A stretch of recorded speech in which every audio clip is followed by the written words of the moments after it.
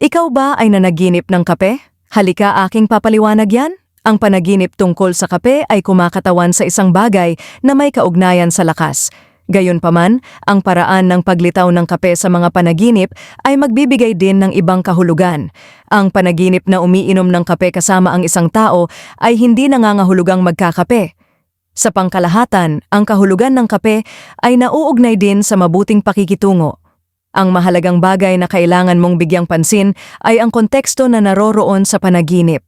Maaari itong magdala ng maraming pagkakaiba-iba sa kahulugan ng mga panaginip. Nagiging kapanapanabik na mas kilalanin ang iyong mga panaginip para malaman mo kung ano ang ibig sabihin ng managinip tungkol sa kape ng mas tumpak.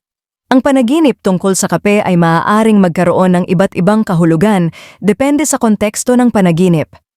Comment down below kung nanaginip ka nito at aking papaliwanag.